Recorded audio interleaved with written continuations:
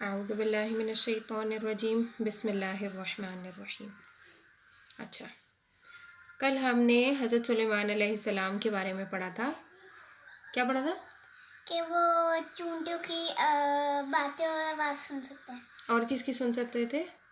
کبوتر، برڈز کی. ٹھیک ہے، سارے برڈز کی، چاہے کبوتر ہوئیں، چڑیاں ہوئیں، کوئی بھی برڈ ہو. اور ہاں، اور کیا تھا؟ اور ایک اور چیز بھی تھی نا ان کی کنٹرول میں تھی. وہ جن. ہاں، جن ان کے کنٹرول میں تھے. اچھا، پھر ہم نے چونٹی کی بات تو کل ہم نے پڑھی تھی کہ چونٹی کی بات سن کے انہوں نے اللہ تعالیٰ کا تھینکس کیا، اور پھر وہ بڑی لمبی سی دعا ہے، اس میں اور بھی بہت ساری باتیں تھیں. اچھا، اس کے بعد کیا ہوا کہ حضرت سلیمان علیہ السلام جب ظاہر ہے ان کے جو پرندے وغیرہ ان کے انڈر تھے وہ دیکھتے تھے، کنٹرول کرتے تھے ان سب کو کہ کون کیا کر رہا ہے، کون کہاں پہ ہے، کہاں پہ نہیں ہے. اور ان کی وہ اٹینڈنس بھی لیتے تھے. اٹینڈنس ان دا سینس کہ وہ دیکھتے تھے کہ آئے ہیں، سارے موجود ہیں یا نہیں ہے، کوئی نہیں ہے تو کیوں نہیں ہے. ٹھیک ہے، تو اس میں انہوں نے ایک دفعہ نا پرندوں کو اکٹھا کیا ہوا. تفقد الطیر فقال ما لی لا ارى الهدهد. اب وہ کیا کرتے؟ پرندوں کو دیکھ رہے تھے. ٹھیک ہے، اب انہوں نے جب پرندوں کو دیکھا تو اب آپ دیکھیں پرندے تو کتنے سارے ہوتے ہیں، بہت سارے پرندے ہوتے ہیں نا. تو اس میں سے ایک ان کو ہدہد نہیں نظر آیا.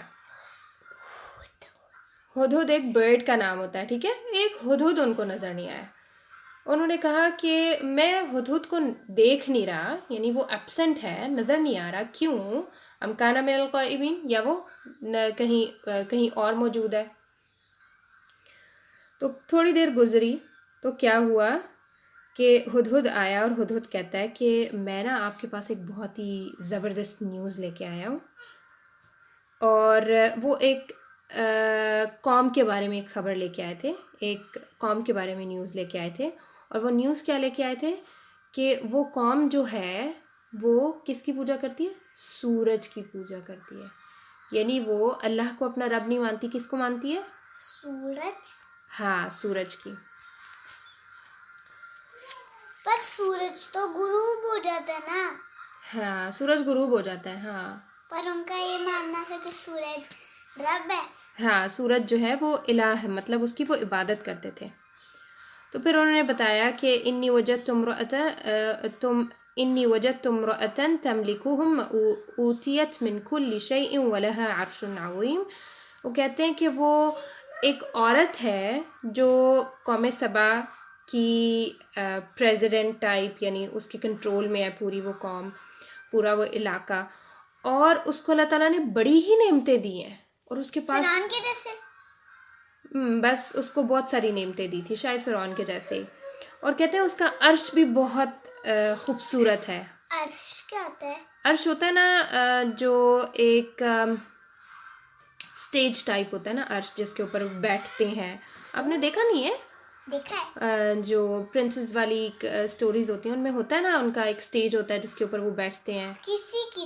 ہاں، تو وہی وہ عرش ہوتا ہے، اسی ٹائپ کا عرش ہوتا ہے. لیکن اس کا عرش بہت پیارا تھا. ٹھیک ہے، بہت قیمتی چیزیں اس کے اوپر لگی ہوتی ہیں اس کو سجانے کے لیے. ہاں، بہت سارے ڈائمنڈ تو ایک پتھر ہے نا، بہت سارے اور سٹونز لگے ہوتے ہیں بڑے قیمتی، اور پھر وہ عرش بنا ہوتا ہے. اچھا، بہرحال اس کو اللہ تعالیٰ نے بڑی نعمتیں دی، اور اس کا عرش بھی بہت خوبصورت ہے. لیکن وہ عبادت کس کی کرتی ہے؟ سورج. اب وجدتها وقومها يسجدون للشمس من دون اللہ. اب ان کو ہدہد نے دیکھا کہ جو وہ عورت ہے وہ بھی اور اس کی قوم، وہ سب کے سب سورج کو سجدہ کرتے ہیں. تم کا یہ ماننا تھا کہ سورج جو ہے براؤن کلر کا ہو جاتا ہے جب ہوتی ہے نائٹ ہوتی ہے تب براؤن کلر کا ہو جاتا تھا، یہ وہ مانتے تھے. نہیں بیٹا، رات میں تو سورج غروب ہو جاتا ہے نا. ہاں، رات میں سورج غروب ہو جاتا ہے. تو پھر کیسے سورج بیٹا ایک آگ کا ایک بال ٹائپ ہے نا. ہاں، آگ کی ہے، فائر ہے اس کے اندر. اور مون بھی ہے. ہاں، تو اب یہ کیا کہ اس نے کہا کہ دیکھو شیطان نے ان کے جتنے بھی ایکشنز ہیں وہ ان کے سامنے بڑے ہی خوبصورت کر دیے ہیں. یعنی شیطان نے ان کو سیدھے راستے سے بھٹکا دیا. حدود نے بڑی اچھی بات کی. ظاہر ہے شیطان ہی ہے جو انسانوں کو سیدھے راستے سے بھٹکا دیتا ہے. جو اس اور کا نام اللہ ہے سے اس کا نام ہے کیا نام ہے؟ ابلیس. ابلیس. یس بالکل. اچھا پھر حدود خود ہی کہتا ہے کہ ان کو کیا ہے کہ وہ اللہ کو سجدہ نہیں کرتے جس نے زمین اور آسمان کو بنایا ہے اور وہ ہر چھپی اور ظاہر چیز کی کے بارے میں علم رکھتا ہے. یعنی وہ رب اتنا بڑا اتنا عظیم ہے, اس کو چھوڑ کے یہ لوگ سورج کو کیوں پوجا کر رہے ہیں؟ کیونکہ سورج بھی اللہ تعالیٰ کے کنٹرول میں. ہاں سورج بھی بالکل اللہ تعالیٰ کے کنٹرول میں ہے. اور پھر اس نے آخر میں کیا کہا کہ اللہ لا الہ الا ہوا رب العرش العظیم, کہ دنیا والوں کے پاس عرش تو ہے لیکن اللہ تعالیٰ کا عرش سب سے زیادہ عظیم ہے. ٹھیک ہے, دنیا والوں کے پاس عرش ہے لیکن اللہ تعالیٰ کے عرش کا مقابلہ کوئی نہیں ہے. اللہ تعالیٰ کا سب سے اچھا عرش ہے. اور پھر اللہ تعالیٰ ہی ہے جو عبادت کے لائق ہے. آپ دیکھیں کہ ایک انسان ہے جو کہ سمجھتا نہیں ہے اور وہ بعض دفعہ اللہ تعالیٰ کو چھوڑ کے اور چیزوں کو اپنا معبود بنا دیتا ہے, ان کا سجدہ کرتا ہے. بیڈ کی پوجا کرتے ہیں. نہیں بیٹا, بیڈ کی پوجا تو میں نے کہیں نہیں سنا. تو اب دیکھیں آپ کے پرندے نے اتنا کچھ سوچا, اس کا مطلب ہے کہ پرندوں کو اپنے رب کی اصل صحیح پہچان ہے. وہ ریکگنائز کرتے ہیں کہ ہمارا رب کون ہے اور ہمارے رب نے کیا کچھ پیدا کیا ہے اور ہمیں کس کی عبادت کرنی ہے نا ایسے. تو اچھا یہ ساری بات تو ہدہد کی ہو گئی. ٹھیک ہے, اب حضرت سلیمان علیہ السلام ہدہد کا سارا قصہ سن رہے تھے کہ وہ ایبسنٹ کیوں تھا, what was the reason behind it. تو اس نے اپنی ساری بات حضرت سلیمان علیہ السلام کے سامنے رکھ دی. ٹھیک ہے, لیکن حضرت سلیمان علیہ السلام نے فوراً اس کے اوپر بلیو نہیں کر دیا. کہتے ہیں قال سننظر اصدقت ام كنت من الكاذبین, کہ میں دیکھتا ہوں کہ تم سچے ہو یا تم جھوٹ بول رہے تھے. اچھا تو یہاں پر حضرت سلیمان علیہ السلام نے اپنا پوائنٹ رکھ دیا کہ ہم دیکھیں گے کہ بھئی تم سچ بول رہے ہو یا تمہارا ایک جھوٹا کنسپٹ ہے کہ تم یا تم کوئی کہانی بنا رہے ہو ہے. تو اب ہم کل دیکھیں گے کہ حضرت سلیمان علیہ السلام نے کیا کیا. اب دیکھیں یہ بہت اچھی ایک بات ہے کہ آپ کے سامنے کوئی بھی بات آئی ہے, آپ نے فٹ سے اس کے اوپر بلیو نہیں کر لیا, بلکہ آپ دیکھتے ہیں کہ ہاں کیا یہ سچی ہے یا یہ جھوٹی ہے. اگر سچی ہے تو ہم بلیو کریں گے, ادروائز کوئی بلیو نہیں کرنا ہے. تو یہ حضرت سلیمان علیہ السلام اب کیا کریں گے اور کس طریقے سے اس کی بات کو جو ہے دیکھیں گے کہ وہ سچا ہے یا وہ جھوٹا ہے. تو یہ ہم انشاءاللہ کل اس کی حضرت سلیمان کی سٹوری کنٹینیو کریں گے اور پھر ہم دیکھیں گے. اب ہم چلتے ہیں, نہیں کریں گے, اب ہم چلتے ہیں سیرہ کی طرف. کل یاد ہے کیا ہوا تھا سیرہ میں؟ کہ آپ صلی اللہ علیہ وسلم کہیں گئے تھے اور ان کو پتھر مارے گئے. ہاں کس بات پہ؟ وہ نہیں پتا. انہوں نے اسلام کا لوگوں کو پیغام دیا, انہوں نے کہا اسلام لے آؤ, اور لوگوں نے اسلام نہ تو لے کر آئے بلکہ ان کے ساتھ بہت برا بیہیو کیا. ٹھیک ہے نا, ان کو پتھر مارے کہ ان کے زخم نے ان کے ٹوز اور ان کے جوتوں سے ان کی سکن چپک گئی اور پھر وہ اپنے جوتے کو بھی نہیں اتار سکتے تھے. چلیں جی, یہ تو طائف کا واقعہ تھا کہ جس میں آپ صلی اللہ علیہ وسلم طائف کی طرف گئے. جیسے آج جوتے کا معاملہ میرے ساتھ ہوا, میں نے ایک پیارا نیا والا جوتا پہنا, ماما نے دیا, تو اب اس نے مجھے پیچھے سے تھوڑا زیادہ درد دیا, تو میں نے اپنی شلوار لی اور اس کو کور کر دیا کیونکہ ماما کے پاس کوئی ٹیشو ہی نہیں تھا. ماما کے پاس ٹیشو نہیں تھا. اوکے اچھا, کل طائف کا واقعہ ہوا. ٹھیک ہے, اور آپ صلی اللہ علیہ وسلم نے طائف کے لوگوں کو کہا لیکن وہ ایمان نہیں لائے, بلکہ انہوں نے بہت ہی برا سلوک کیا آپ صلی اللہ علیہ وسلم کے ساتھ. پھر آپ صلی اللہ علیہ وسلم واپس مکہ آئے, اور آپ کو پتہ ہے نا ڈسٹینس کتنا زیادہ تھا مکہ کا اور طائف کا؟ 6 months. نو 600 مائلس تھے نا, 600 مائلس, کہ ہم 7 ٹائمز یہاں سے بولونیا جائیں پیدل, اور کسٹنازو بولونیا 7 times. تو اس کے بعد آپ صلی اللہ علیہ وسلم واپس مکہ آئے, اور مکہ والوں کو پھر آپ صلی اللہ علیہ وسلم نے دوبارہ سے اسلام کے بارے میں بتانا شروع کیا. اب کیا تھا کہ حج کا موسم آ رہا تھا, کیونکہ آپ کو پتہ نا حج جو ہے وہ اسپیسیفکلی ذی الحجہ میں ہوتا ہے, ٹھیک ہے. ایک ہی منتھ ہے جو ہمارے اسلامک منتھس ہیں. آج کل چل رہا ہے نا رمضان چل رہا ہے, ہاں رمضان ہمارا کون سا منتھ ہے؟ اسلامک منتھ ہے. اس کے بعد پھر ہمارے پاس شوال آئے گا, پھر ذیقعد آئے گا, اور پھر ذی الحج آئے گا. یعنی after Ramzan we have 2 months and then حج والا مہینہ آئے گا ذی الحجہ, ٹھیک ہے نا.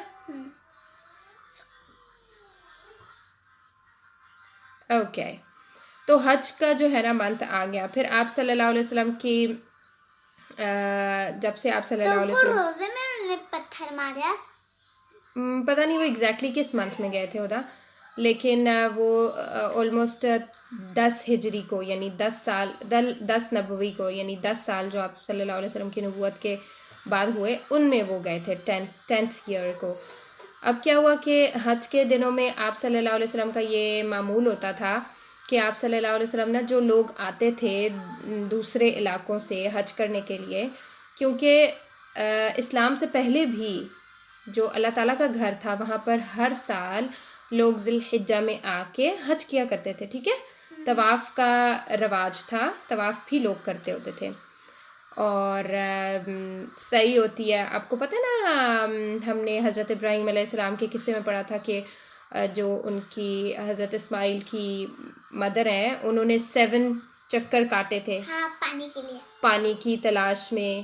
تو پھر ان کو جو ہے اللہ تعالیٰ نے اینجلز بھیجے تو انہیں ایک ویل آف زمزم بنایا تھا.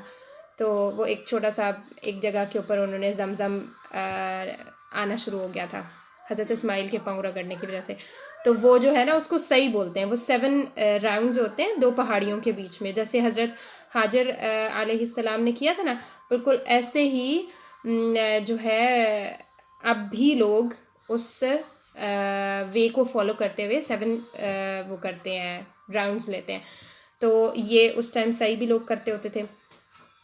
تو اب جب حج کا موسم آیا تو آپ صلی اللہ علیہ وسلم نے جو باہر کے لوگ تھے نا, مکہ سے باہر کے لوگ, ان کو بھی اسلام کے بارے میں بتانا شروع کیا. اب آپ صلی اللہ علیہ وسلم ظاہر ہے مکہ رہ نہیں سکتے تھے, کیونکہ مکہ بہت ہی مشکل جگہ بن گئی تھی. ظلم و ستم اپنی جگہ تھا, پھر آپ صلی اللہ علیہ وسلم کے پاس کسی کی ہاں جو پروٹیکشن ہوتی ہے نا, کسی کی پروٹیکشن میں آپ جاتے ہو. پہلے ابو طالب تھے, حضرت خدیجہ تھیں, اب ان دونوں کی ڈیتھ ہوگی رضی اللہ عنہما. تو نہیں, ابو طالب تو مسلمان نہیں تھے نا, حضرت خدیجہ رضی اللہ عنہا, تو ان کے جو ہے ان کی آپ پروٹیکشن میں تھے. اب وہ تو فوت ہو گئے, تو اب آپ صلی اللہ علیہ وسلم کو کسی کی پروٹیکشن چاہیے تھی, ٹھیک ہے. اب کیونکہ قبائلی سسٹم میں آپ اس طرح بالکل اکیلے نہیں رہ سکتے, آپ کو کسی قبیلے کے ساتھ مل کے یا کسی ایک بڑے سردار کے مطلب پروٹیکشن میں ہو کے رہنا پڑتا ہے. جب تک وہ آپ کو پروٹیکشن نہیں دیتا, آپ اس طرح کسی کے قبیلے میں نہیں رہ سکتے. سسٹم وہاں کا ایسا تھا نا. تو کیا ہوا کہ آپ صلی اللہ علیہ وسلم نے انڈیویجولی بھی لوگوں کو اسلام کی تبلیغ دی, اسلام کے بارے میں بتایا, اللہ کے اوپر ایمان لانے کے لیے کہا. بہت سارے لوگ مسلمان ہوئے بھی. پھر آپ نے سرداروں کو بھی, یعنی قبیلے کے جو بڑے ہیڈز تھے ان کے پاس بھی گئے, ان کو بھی اسلام کے بارے میں بتایا. لیکن انفارچونیٹلی کوئی بھی قبیلہ آپ صلی اللہ علیہ وسلم کو اپنی پروٹیکشن میں لینے کے لیے تیار نہیں تھا, ٹھیک ہے. اب اسی سال میں کیا ہوا کہ مدینہ میں آپ صلی اللہ علیہ وسلم, مدینہ کے لوگوں کو آپ صلی اللہ علیہ وسلم نے اسلام کے بارے میں بتایا. تو اب یہ تھا کہ جو مدینہ کے لوگ تھے نا, وہ ان کے نا پاس کے ایریاز میں یہودی رہتے تھے. ہاں, جیوز. یہودی جو ہے نا حضرت موسیٰ علیہ السلام کو مانتے ہیں, اور ان کو بہت سارے انبیاء کے بارے میں علم ہے, اور اس کے علاوہ ان کو کتابوں کے بارے میں بہت علم تھا, اور ان کو پتہ تھا ایک آخری نبی آئے گا جس کے اوپر ہم نے ایمان لانا ہے, ٹھیک ہے. اور وہ انتظار کر رہے تھے کہ آخری نبی کب آئے گا اور ہم اس کو جو ہے اس کے اوپر ایمان لے کر آئیں گے, ٹھیک ہے, ہم اس کو مانیں گے. اوکے, اب مدینہ میں جو لوگ رہتے تھے نا وہ سنتے تھے ان باتوں کو یہودیوں سے, تو وہ تھوڑے بہت فیملیئر تھے کہ ہاں یہ ٹائم آ گیا ہے کہ جس میں نبی نے آنا ہے, کیونکہ ان کو ان کی کتابوں میں نشانیاں اور ٹائم کے بارے میں تھوڑے کلوز پتہ تھے, جس کی وجہ سے یہودی کہتے تھے کہ ابھی یہی دور ہے جس میں نبی نے اپنی نبوت کا دعویٰ کرنا ہے, ٹھیک ہے نا. لیکن یہودیوں تک ابھی تک آپ صلی اللہ علیہ وسلم کا پیغام نہیں پہنچا تھا. مدینہ کے لوگ جب حج کرنے آئے تو انہوں نے اس بات کو سنا, تو پھر انہیں بیلیو ہو گیا کہ ہاں یہ یہودی یہ بات کہتے تھے, کیونکہ آپ کو پتہ ہے اس ٹائم میں لوگ جھوٹ نہیں بولتے تھے. جو مکہ مدینہ کے لوگوں کی بہت بڑی ایک کوالٹی تھی نا, وہ یہی تھی کہ وہ جھوٹ نہیں بولتے تھے. ان کے بلڈ کے اندر سچ تھا, کوئی بھی بات ہو جاتی تھی وہ ہمیشہ سچ.